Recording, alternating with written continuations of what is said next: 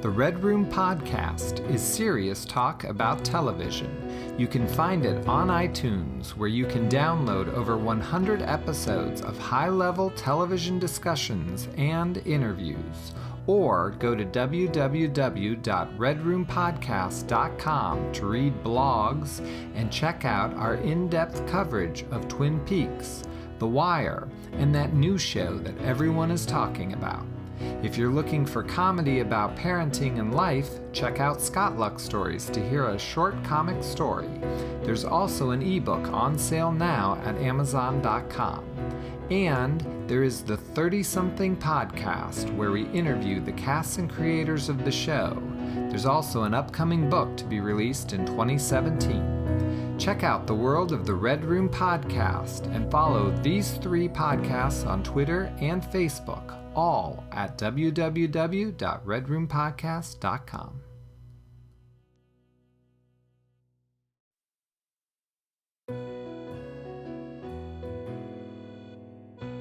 Hi, I'm Sherilyn Fenn, and you're listening to the Red Room Podcast. Welcome to episode 116 of the Red Room Podcast. Tonight we will be discussing Stranger Things from Netflix. So this show kind of came out of the blue, for me at least. It kind of just showed up on my Facebook feed, and I had a bunch of friends from all over different segments that were talking about it. And of course, I wanted to jump in and figure out what the heck was going on with it. So, Courtney, why don't you start us off? How did you find out about this show? Really from the internet and social media. People kept posting about it, and I had specific friends who were contacting me saying, I think you would like this type of show. It's a little bit, weird and quirky, and I know you like that show Twin Peaks that I haven't seen, so I thought you might like this. And for me, this show is really the superhero tale that I've been wanting kind of for years now. I'm kind of burnt out on the big superhero films where there's destruction porn and all that kind of stuff. And so this is a much smaller, in some ways simpler tale, although it's very complex in that too. And so it just, social media, word of mouth, people were coming to me saying, watch this. So I did. It's great to have you on the show, Courtney. This is Scott. And I watched the show because of Winona Ryder. I had read an article that she was going to be in a series, and I'm a huge Winona fan, and I was so fascinated by that I just went into it knowing absolutely nothing. And it hooked me from the get-go, and immediately I felt the Steven Spielberg vibe of the way they shot the pilot on the ground. You saw everyone's feet. And I love that. I love that about Spielberg, and I was very interested in that. So I wanted to have a roundtable discussion. So we've got a ton of people on this podcast. We're going to bring them in one by one. We're going to now jump to my good friend Charley Wise, who, if you've seen my Curb Your Enthusiasm up on YouTube, he plays my neighbor from hell, and I wanted him on. He's a big movie buff, especially with Spielberg. So, Charley, what is your opinion of Stranger Things? Yeah, thanks for having me on. It's an honor to finally grace the presence here. So appreciate it. Honestly, I know I do enjoy Steven Spielberg, but I got more from my watching it. I really got a Stephen King feel from the show, and kind of an ode to Firestarter. With 11, the character, the little girl with all of her telekinesis powers and the nosebleed. It reminded me of the Drew Barrymore from the Firestarter movie. But I actually I really enjoyed the movie. And Scott knows this, I am not on Facebook. I'm one of those rare people in this world who is not on Facebook. So I literally turned on Netflix one day, saw it pop up and saying in the new queue, and said, boy, this might be something I might like, and it's got Winona Ryder, so I'll check it out. And within 2 days, finished the entire series. I loved it. It brought me back to being a kid and watching all those 80s movies. Yeah, it definitely has that feel. We're going to widen the field here and go with ladies first to Maya from Twin Peaks Unwrapped. Thank you, Scott.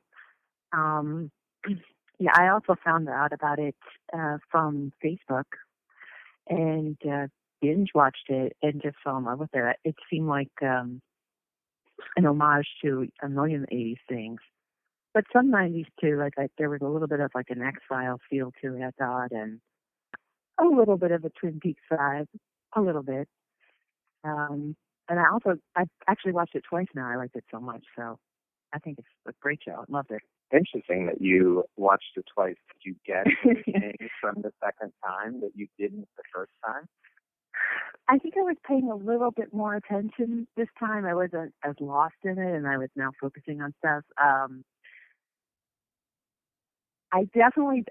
wait till you get to that part, but I definitely noticed I agree with you, a whole lot of nods to different movies from the 80s, and it felt like it had that sort of that great atmosphere, like you were kind of a kid again. And so I kind of love that about it because it brought me back to being a kid and watching all those shows I loved. And I loved that it was so much about the kids, and they were all had such great personalities, and I really appreciated what good actors they all were. So I think I really enjoyed the characters a lot more on the second watch. And that's what a good show should do. Now we bring in our final two guests, which are the Twin Peaks Unwrapped boys. I call them the Twin Peaks boys. That's just and Brian, you guys can arm wrestle over who goes first. Yeah, you go first, Brian. All righty. Well, thank you, Scott, for having me on the show. Social media, of course. I think I saw something, Blur, like Entertainment Weekly or something, and it looked interesting. And then I watched the show on YouTube, and it gave me the chills. I was like, oh, this is what I've been waiting for. And I know someone said it's the superhero fatigue. I've hit my plateau on superhero stuff. It's great and all, but I need something different. And I saw the trailer, and I was like, I need to watch this. And I've heard, everybody on social media saying how great it was, so watched it 4 or 5 days. I didn't want it to end, and it brought me back to, like, watching the Goonies, stuff like that, E.T. It just had a great feeling, great characters.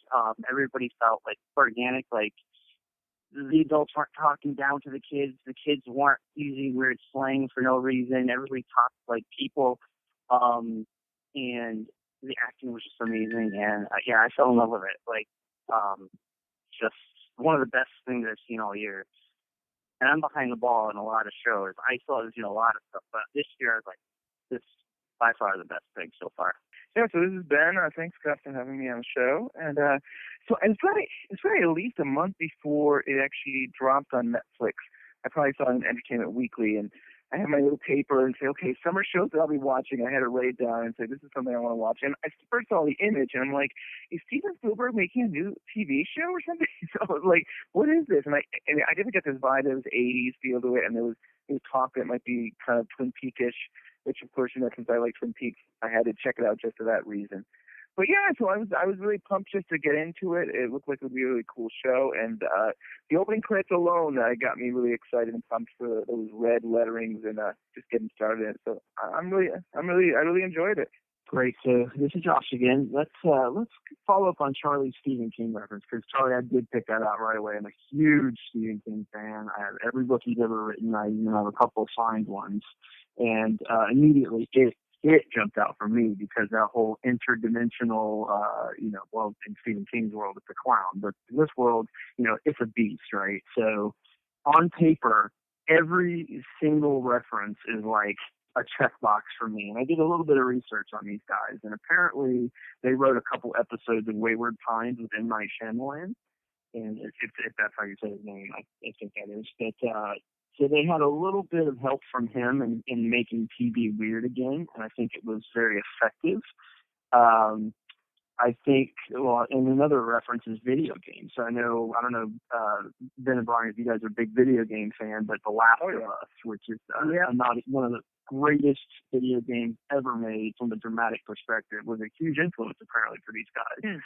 Yeah, I'm almost on this like Beck's first album.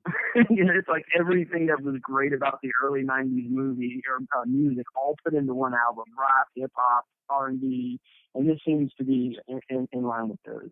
Any reaction? Yeah, no, I mean, again, for me, the idea of Stephen King, who, I remember watching it and being scared, first of all, because I absolutely hate clowns with a passion, but the whole idea of it preying on your biggest fears, I got that too. And I don't want to jump the gun on movies, but that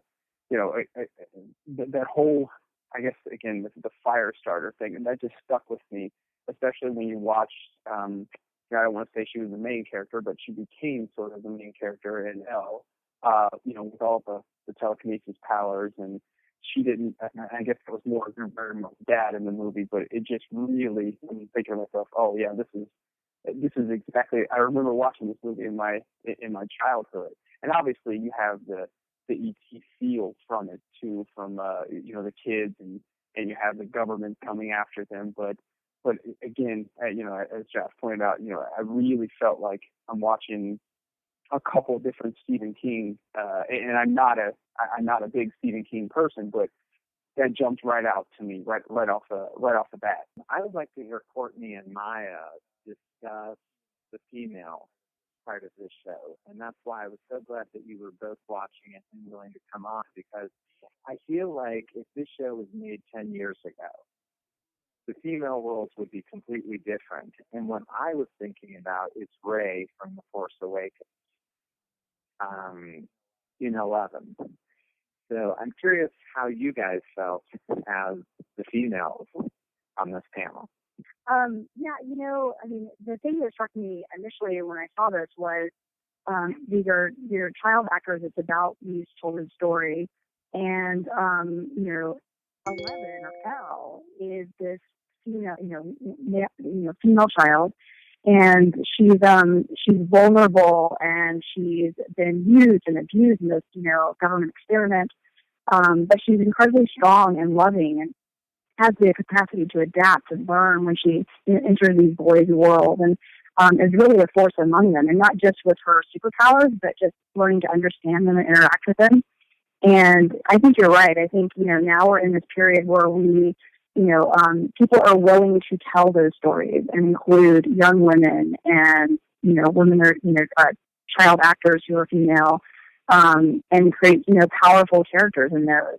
At the same time, I think there's some weaker, women characters like Winona Ryder's character. I love her acting in that, but I think the writing for her, I would have liked this in a little more complexity, kind of like how they shared the sheriff, how they shared Sheriff Hopper had this kind of interesting background that explained why he was drinking and acting out because of the death of his child. And I would have liked this in a little more background with Winona Ryder's character is Joyce, and hopefully we'll see that maybe in a future season. I agree with Courtenay too. I love Winona Ryder. I thought she was great, but I did get that feeling sometimes like she had to be the hysterical mother in every scene. So I think it was I did like how Hopper had the flashbacks, and I think thinking about it now, it actually would have been cool to see that in her story too.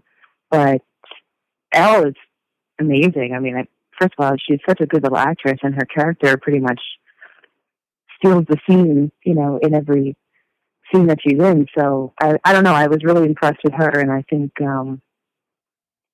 she's a great role model for young girls and stuff. And I think it was a show that everybody can appreciate on a lot of different levels.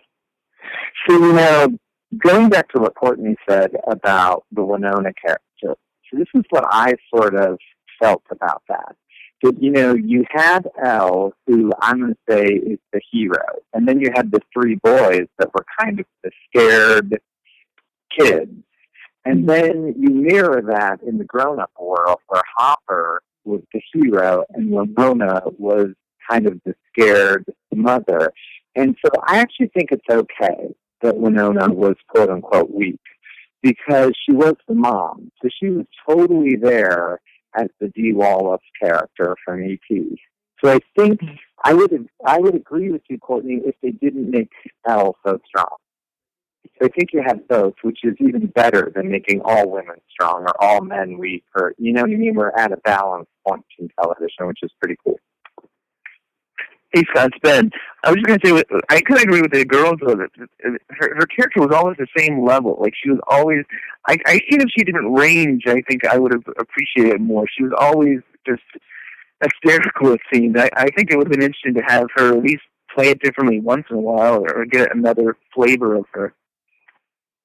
Yeah, that's a really good point. And I think that kind of articulates exactly what I was trying to say, is that, you know, obviously her character is weak because she's a single mom and she's, lost her son. And but yeah, I think I would have liked to see some different dimensions or something else there with her. Not necessarily strong in the sense that, she's going through quite a bit, and she's having an emotional journey. But yeah, just something else to show a little more depth there, a little something different. Well, it's also interesting to compare her to the other mother. So, there's the other mother who's living in total ignorance, is not even engaged in this fight whatsoever. Yet Winona Ryder, in comparison, is really struggling, but she's also aware. So I think that was really interesting to juxtapose those two mothers, one in complete denial and ignorance about even what her daughter's doing.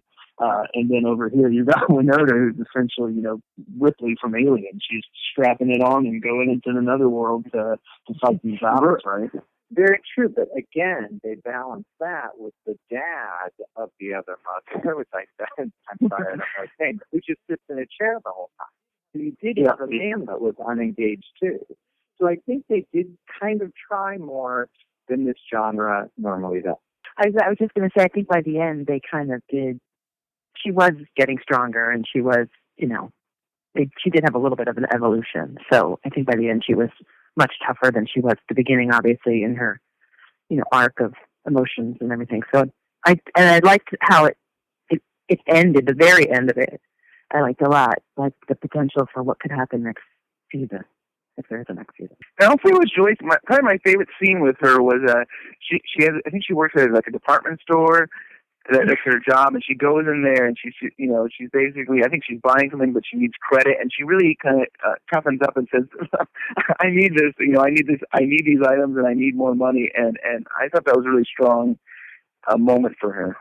Yeah, that was funny for sure. So, Brian, I have a question for you, and it's Twin Peaks related. So, I'd chase you. How far have we come now that this concept of duality, this concept of demons that live in the other world? That's fairly normal now, and that's a Twin Peaks reference from 25 years ago now. What are your thoughts on that? That's just become like a commonplace trope we throw into our television shows. For having that. I was just talking to Ben about this with Twin Peaks, and I feel like it's cool. That it's interesting. It's great that they did something like this, and they didn't over-explain it, and it just is. And you have the kids being, talking to their AV guy, Mr. Clark, about he's just explaining a parallel universe in a very simplistic way, and it wasn't overcomplicated, and it felt very just natural, something you'd ask your teacher. I remember my science teacher, like, it reminded me being in science class and my teacher telling us about parallel universes and how there could be someone sitting right next to you. You wouldn't know it because they're in a different universe. And it freaked us out as kids.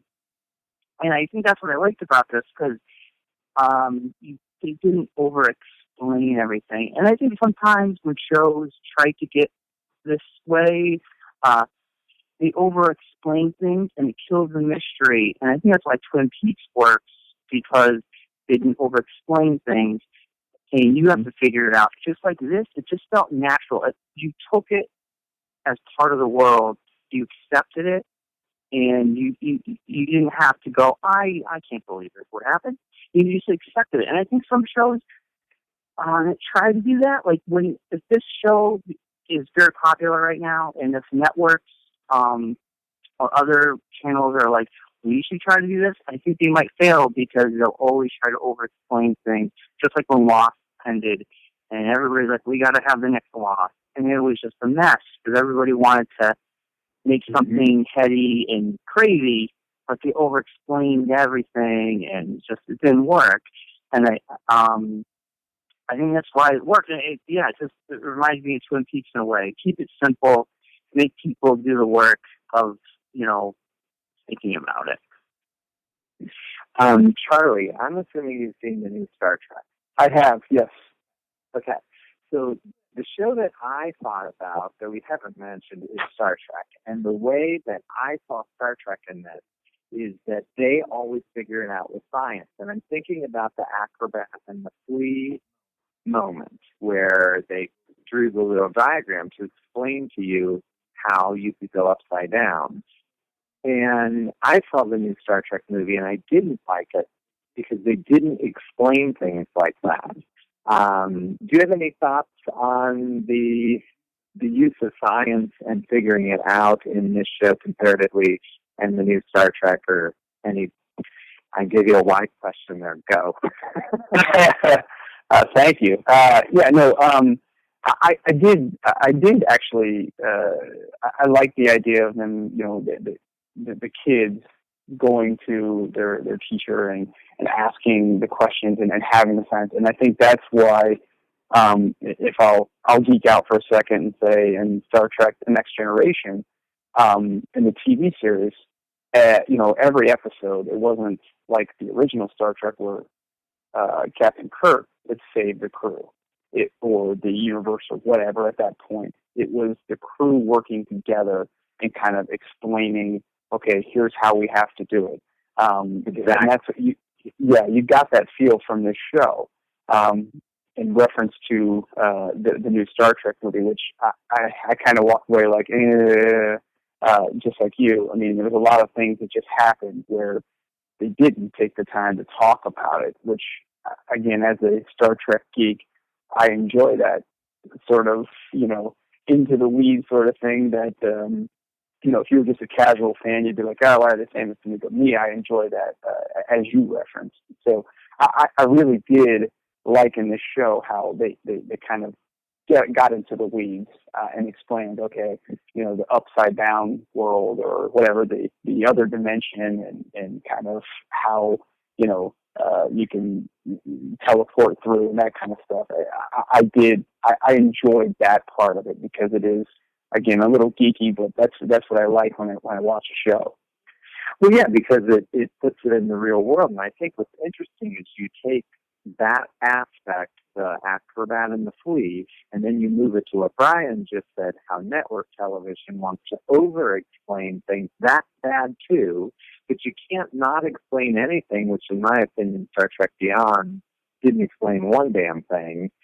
And that balance is what the Duffer Brothers pulled off. Like, they explained stuff, but they didn't. They had strong people and weak. Like, they really rode the rails in a way that truly impressed. They made science seem cool, and you think of, maybe not all children are going to be watching the show, but I do know a lot of my friends, their kids they're letting their kids watch the show, and I'm thinking, how cool that these kids are, figuring out the world around them and solving problems using science and going to their teachers, to learn about science. I think it's Dustin who calls, Mr. Clark at 10 p.m. at night, and he's watching The Thing with his girlfriend, and he's asking him how to build a sensory deprivation tank, and I think that's fabulous that there's a show out there that's so compelling that's doing this. Making science. I would say too that what I loved about this series was that you had these kids, and they were doing their own thing, like GUIs or E.T., and then you had these adults doing their things, but the adults really seemed to respect the kids. They didn't really talk down to them, and I thought it was really cool as we get further down into the series, they kind of join up together, and they kind of seem to have a respect, which, so often it seems like the adults are talking down to kids in movies and TV shows. So I thought that was a nice touch. Yeah, that's absolutely true. Especially when you compare like Nightmare on Elm Street, the adults versus the kids in a movie like that, which that was all about alcoholism and that how that inflicts from generation to generation. But that wasn't present here, and I really like the community coming together to solve the problem in this one. So let's round this out by everyone kind of telling their favorite character and why. And I'll jump in first. My favorite character on the show was Steve, the douchebag boyfriend. And here's why. Because in an 80s movie, that's exactly right. It's like a mirror. No, in an 80s movie, okay, so let's say Karate Kid, Johnny and Karate Kid. If you rewind Karate Kid far enough, before the beginning of the movie and far enough after, Johnny's the hero of that movie, right? This new kid moves in and he screws with his girlfriend and he, attacks him and all this other stuff. They gave Steve a long enough timeline that he actually became a hero in the show. And I think this is one of the big benefits of television over a film, because he never would have been given a chance to grow into that. And I loved him by the end of it. So that's my answer for best character. Before someone else goes, I'm going to jump in on Steve because we haven't talked about him. And I would say that my favorite thing that happened was that he was the one that hit the monster into the trap. That really shocked me, because in a crappy show, the nerd would have done it. But it was cool that the person you didn't like did it. So I agree with you. Steve was a very interesting character. It was interesting with Steve. I just assumed that at the end he was going to be this real bad villain and he was going to try to stop the kids. And it was interesting to see that this character evolved and he really wasn't as bad. He just was maybe misguided. Maybe it's an easy pick. I think 11. I feel like 11 a lot. Maybe because of the mystery of the character, a strong female character. I also, in the beginning, I felt like you didn't know what to think of her. Like, I actually wondered at one point, could she have been the monster? Like, I wasn't sure, because I just enjoyed watching this character to see, like, is that really her father at first? She's talking about Papa, and who is this character? So I guess I was glued to everything that she did, and even when she wasn't speaking, I was really intrigued about this character. So she's my favorite.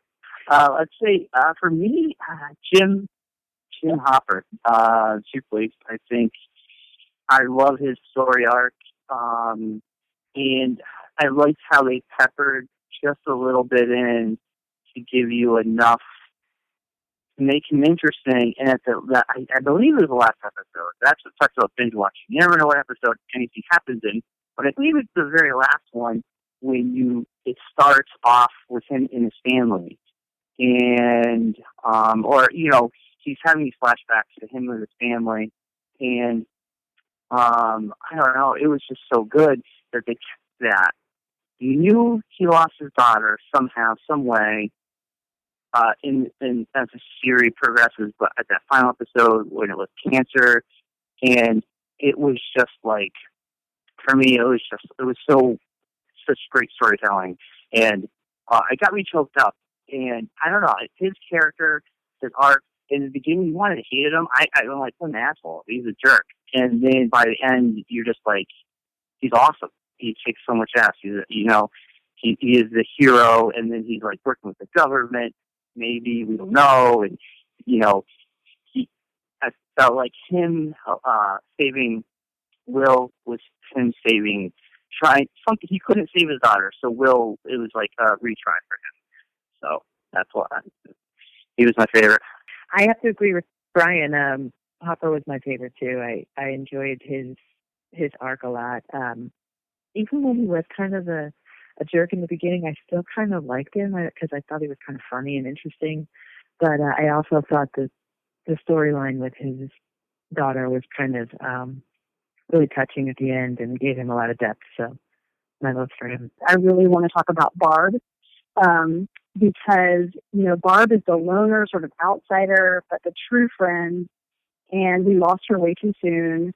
And there's a lot of stuff on social media about everybody missing Barb and loving Barb, and I think a lot of us just like really felt for Barb, because she she didn't want to leave her friend at the party, and Nancy said, "No, leave me, I'll be fine," and she didn't end up leaving; she ended up staying, and that's when she made herself, because she cut herself vulnerable to the monster. And, I was reading an article with an interview with the writers, the Duffer Brothers, and they said, high school was really awful for us. And writing the Barb character was just easy because that was us. That was us in high school. So we lost Barb too soon, and I wish I could have seen more of that character. Courtenay, you're no Barb. Don't let anyone say that. You are no Barb. You're a Nancy to me. I am a true friend, though. Actually, I'm going to go with Jonathan, who's Will's brother. And the reason why is I kind of relate a little bit to this. Not that I fought some ghosts or some creature from another dimension, but growing up, there was a time where I was, had a single mom and, my sister and I, but there was a lot of growing up that I had to do on my own and kind of taking care of things. And I felt like Jonathan's character was basically Jonathan being the man of the house, and he's caring for his brother, caring for his mother. Yes, he's a little awkward, and maybe he's not wearing the most fashionable things or driving the IROC V or whatever for the 80s, but he's a guy that really loves his family and wants to care for everybody. And I really kind of felt for him. I thought that he was a very strong character in and throughout the show. I really want to pick Winona because no one did, and I really did like her character. But if I'm being 100% honest, Hopper was my favorite. And I know that is simple, but it was in the pilot that Hopper got me, and we haven't talked about this scene yet, but it was the coffee and contemplation scene. When he went to the sheriff's station in the pilot, and the lady's trying to talk to him, and he's like, mornings are for coffee and contemplation. And the way he handled himself, I just really liked that scene because I didn't expect it of him. And when he made a deal immediately with the Matthew Modine character, who we haven't really mentioned either, he just made a deal. That surprised me too. So his character surprised me the most. So I think I'm gonna go with him. Let's talk about the Matthew Modine character. Does anyone have any theories about what he's up to, and if he's a good guy or a bad guy? I think that's Mulder and Scully's son, is what I think. First of all, I love Matthew Modine. I just recently watched Vision Quest again. I don't know if you guys ever remember that movie from the 80s. But what a great resurrection of an 80s star with Matthew Modine. I don't know if it's more complicated than I thought. He just was a bad guy. I thought maybe he worked for the military and wanted to use 11 as a military weapon. I thought it was simple as that. But I don't know. Yeah, I agree with Ben. His character just using her as a weapon. And that one scene making her try to kill that cat, I was like, oh, that's one little guy. Can't kill a cat. Come on. I don't know if anybody else got this feeling, but I thought I was kind of, at some scenes, watching one of the XMen movies with him being kind of like that Colonel Stryker, who was always trying to, breed their next weapon, as you said, like they were in the X-Men movie. I got that feeling from him. It was almost like the Stryker character from all the X-Men movies. Yeah. And it wasn't without, foundation, right? The CIA with Project MK Ultra, the men who stare at goats. This is all real stuff that the government has actually invested in the past. So these guys didn't have to dig too deep into, fantasy for this stuff. So, I thought it just kind of represented the most absurd part of our government. So one of the topics that I wanted to bring up was the actual ending. We've been very positive about everything because I think we all really loved the show. But I have to say that I actually did not like the absolute end of the episode. I liked the last one, but in this kind of series, I would have liked to see a true cliffhanger. And one of the things I did think about was the fact that these are children and they're not going to film for a year. So maybe a true cliffhanger would have been a bad idea because probably the next time they go to film, 11's going to be older and all the kids. But that being said, there's something about a cliffhanger. And this was the show, even if they would have cut it when he spit that little thing out in the bathroom, if they would have done a quick cut instead of a happy ending, I would have felt better. But I wondered if the idea of a cliffhanger is just dead. And maybe it's just me living back in the 80s and 90s when that's what television did, where now HBO does all of those, murky season finales. Did anyone have opinions about the absolute end? Well, Scott, I did. Oh, you did? You want to talk, Brian? Oh, I'm sorry, Ben. You want to go?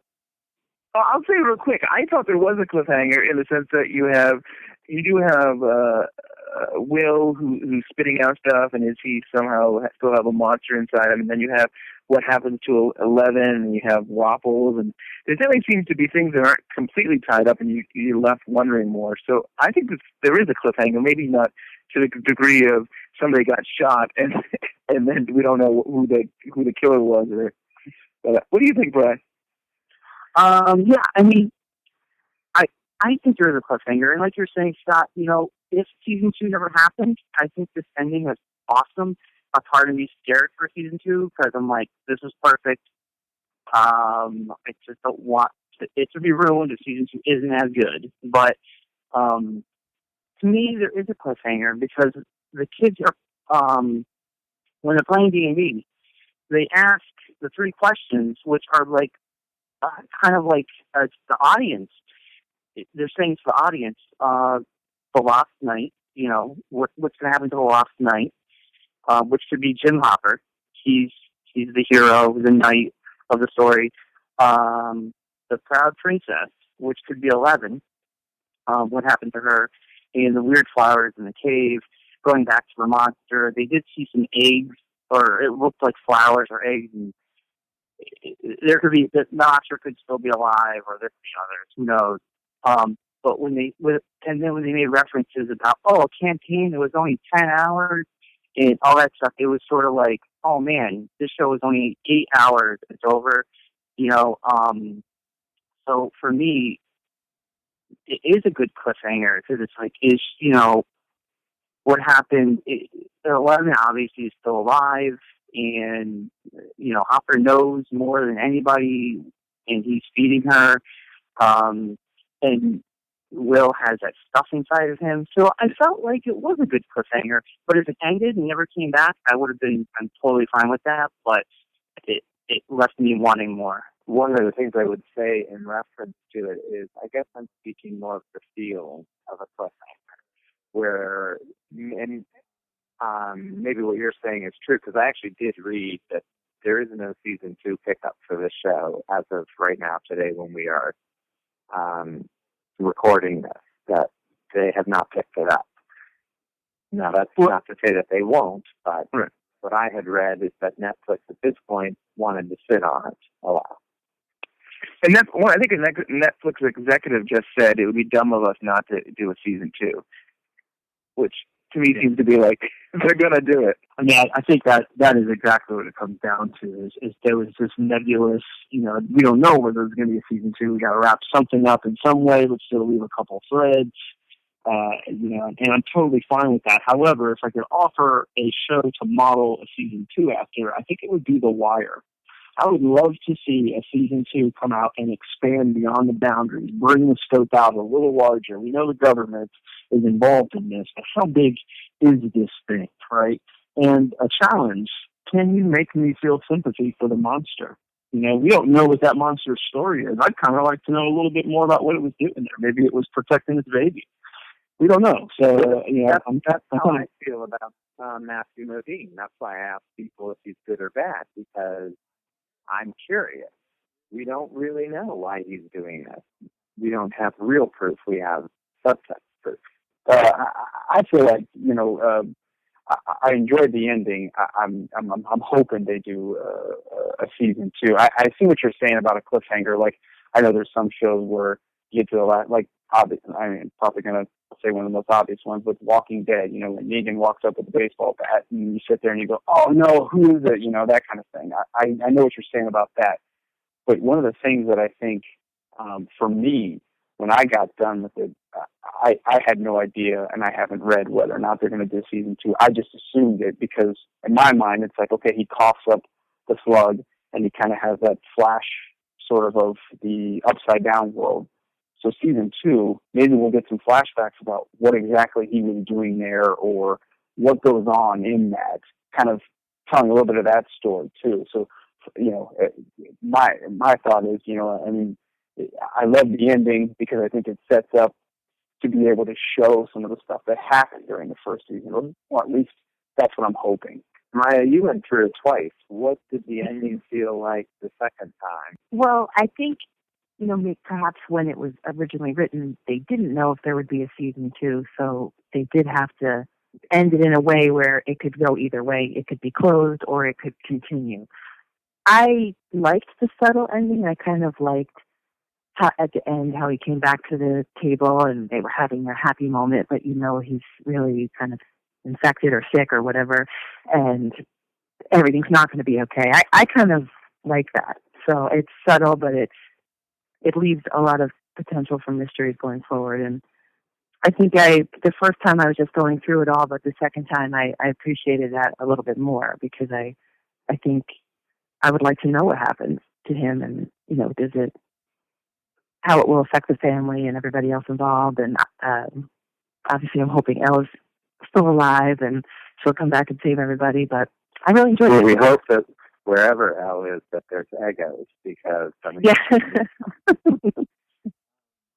Courtenay, what did you think of the end? And also, do you have any hopes for season 2? Something that you'd like to see? Yes. I know Josh and Charley, and maybe some other people too, talked about the Stephen King influence on the show, and I really felt that too, having read a lot of Stephen King growing up, and of course watched the movies. And in several of his books, he had that epilogue where Flag appears, and it's kind of that, like, in a way, kind of a cliffhanger for a book, or kind of like, here's the monster at the end. And I originally didn't mind the ending, but the more I think about it, the more I think about what you're saying, Scott, I kind of get what you're saying. So it'll be interesting for me to watch it a second time, which I plan on doing, to see how kind of I feel about the ending. Because I think if you're going to do it, kind of go big, show the thing that scares you, or the thing that's kind of, impending at the end. And really go for it, rather than wrapping up some other storylines or opening up some other storylines. As far as for the next season, I want to find out what's going on with Elle, number one. Is she okay? Is she in the upside down world? How is she able to get back and forth? It seems like when Hopper's leaving that food, he is leaving it for her, and she is still alive in some capacity. I want to know if Hopper is continuing to have some sort of connection with the state. Is he working for the state now? Because there's that scene at the end when he leaves the hospital and he gets in the car. And I want to know what's going on with Will Byers. What is his connection to Upside Down world? Does he have more of those wormy things in his stomach? And what the heck is that? I want to know what's going on with Will. I mean, they really set that up for the next season to find out, how they can explore that world a little bit more. Are the holes going to get bigger? And Josh mentioned, which I thought was interesting, I'd like to know more too about the state and the state's role, and find out, how big it is. Is it just kind of, relegated to this town or state, or is it nationwide, worldwide? What's going on with the state sort of experimenting with these children and this upside down place? So why don't we go around one more time, and everyone, give us thoughts that maybe you didn't get to get out, that you didn't get to talk about while you're thinking. I'll go first. To me, I think what's really interesting about this show was how the parents were not involved with their kids, and it reminded me of being a little kid. I could have snuffed someone into my house, and my parents would have never met, because that's what parenting was like in the 80s. And I could get on my bike and ride miles away to the rock pit where we played every day.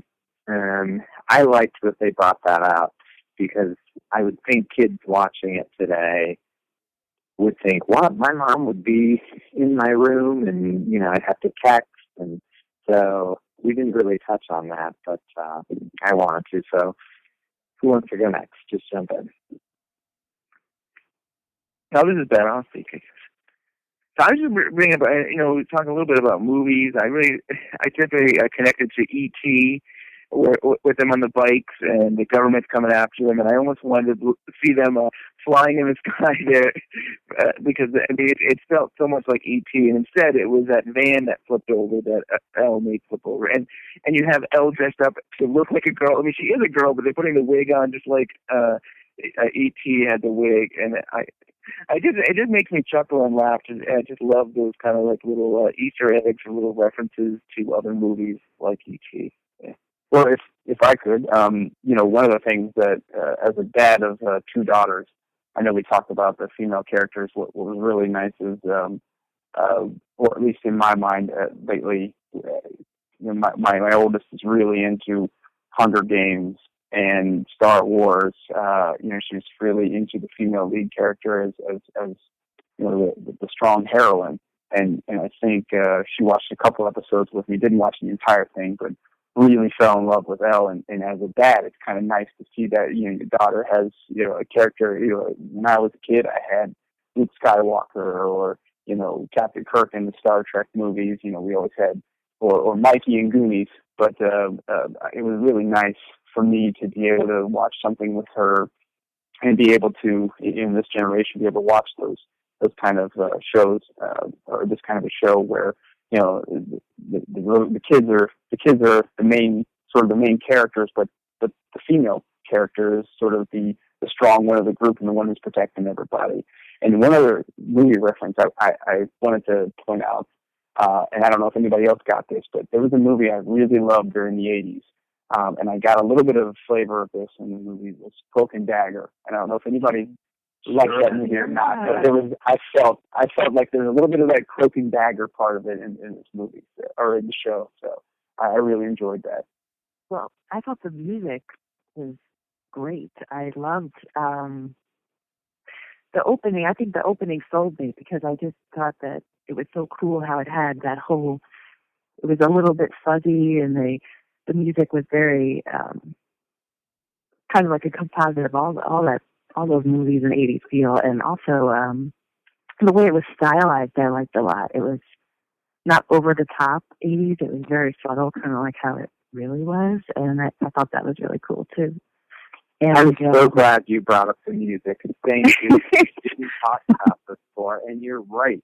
From the first episode, the score is what sold me. And, I actually don't think the show has anything to do with Twin Peaks at all. There's not even a mild connection to it. But the only way that I would say that is that, it has been since Twin Peaks that a score sold me before the plot. Because in Twin Peaks, obviously, right away, you notice the Laura Palmer thing. So thank you so much for bringing that up. I'd have been annoyed as heck later when we never talked about it, because it was phenomenal. It sold me for sure. I don't know, though, maybe just because I've had X-Files on the brain this year, but I felt a lot of X-Files from it too, from the opening to even at the end with Will when they were pulling that thing out of his mouth, and I kept thinking about when Mulder saved Scully in the movie, and she was in Antarctica, and they pulled the thing out of her mouth. I kept getting that vibe the whole time. And I guess it didn't have an overwhelming Twin Peaks feel, but yeah, I think there were subtle hints of it in the tone and the mood a little bit at times. I would say, for me, one thing we can bring up, the brothers who are huge Dungeons and Dragons guys, and it's a huge influence on the show. I started playing with my friends like 3 years ago, and we're currently still playing the same campaign. And the references were like, I'm new to that world, but I got them. And I was talking to my friend who is a DM, and when I did some research online, they matched up the characters to the characters they were playing in Dungeons and Dragons, which was really cool. For me, I was like, that is awesome. And they kind of play those characters in the show, where Lucas is, he's like the ranger, he's independent, he goes, he finds the gate.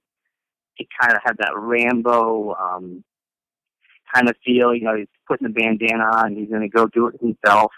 And then Dustin, very smart kid, and he's willing to get everyone to work together as much as they want to fight. He was always the one that was like diplomat about things. He's like the bard in Dungeons and Dragons. And then Mike was DM, and he was also he was the kid who had the fight, the good fight, no matter what. And then Will, he was kind of like the rogue, and it explains why he lasted so long in the other world where Barb died. He hid, and a rogue is good at hiding, or it's sort of like the ninja, and he hid for a very long time, obviously, from that monster up until the last moment. So I just love that. That was really cool. And then with the campaign ending, kind of full circle with the show, and then possible season 2, continuing with that theme. So for me, that's what it was. I will say, I think, we talked about this a little bit, but I think it's just because it's a story about kids that could appeal to kids. If their parents would let them watch it, some parents won't let them watch a darker show like this. And I think it also because it appeals to adults as well. And I love that. I think that's great filmmaking, great art can sort of cross those generations. And really, the kids are the heroes. They work together with the adults, and of course, the adults do great things. So I think the kids are the heroes, in the show.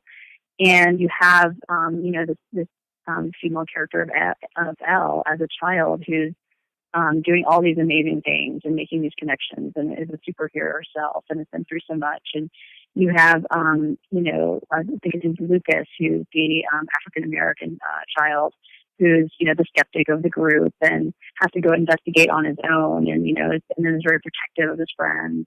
And I love how it deals with bullying too, that Troy and his friend who are constantly bullying the little kids from the very beginning of the show, and then they try to, kill, one of them by making them jump off the quarry. And I love that Elle ends up saving him, and I just think they deal with some real life issues that kids go through, but in this magical, fantastical sci-fi world. And I think that's a wonderful thing for kids to see and for adults to see. Good. So I guess my favorite thing about the show is more the mechanism by which it was delivered. So I love technology. I truly believe that if our human race is going to be saved, it will be through the proper use of technology. And the fact that we had Charley, who isn't even on Facebook, and still heard about it. We all heard about it through various social media channels, or even through the Netflix mechanism itself, where it just pops up and says, "Hey, you might like this." To me, the fact that we now have a show that cuts across so many different segments to the point where I can now sit down and watch it with my 9-year-old daughter, my 13-year-old son, my wife, and I, and have a great family moment for 8 episodes of hour-long television. It's rare in this day and age to find that. Normally, I have to go back and find shows from 30 years ago, like Little House on the Prairie, to watch with my family as a communal event. So this was a real joy to come across something like this, and we all voted with our play button, on our Apple TV or whatever it was we watched it on, and Netflix heard us. So give us more of this. That's my favorite thing about this show. Well, guys, thank you so much for your time today. I think we've kind of exhausted the subject, and I hope that the Durant brothers ever come across this podcast, they know that they've done a good job, and we hope to see a lot of great things from them in the future. So until next time, keep watching and keep listening. We want to thank all of our guests today, and you can follow them on Twitter. There's Courtenay Stallings, who writes for the Red Room Podcast at Courtenay Stallings and at Red Room Podcast. There's Twin Peaks Blog, which was Maya. She's at Twin Peaks Blog, and she does some great recaps of Twin Peaks. And then there's Twin Peaks Unwrapped at Twin Peaks Unwrapped, and they have a wonderful podcast where they amazingly put out one every week, every Wednesday, all about Twin Peaks. I want to send a special thank you out to Charley Wise for having his first appearance, but not his last on the Red Room, and I'd like to let you know you can follow him nowhere except in traffic because he's not on Facebook or Twitter. He's the last person who isn't. And then, of course, you can follow us on the Red Room Podcast. Make sure you go out to Amazon and check out my newest movie, A Voyage to Twin Peaks, which is streaming. And check us out next time. We're hoping that episode 117 is all about Star Trek, with Televixen joining us and telling us about the panels that she is doing out at the latest Star Trek 50 years celebration. Be sure to like us on Facebook, and we'll see you next time.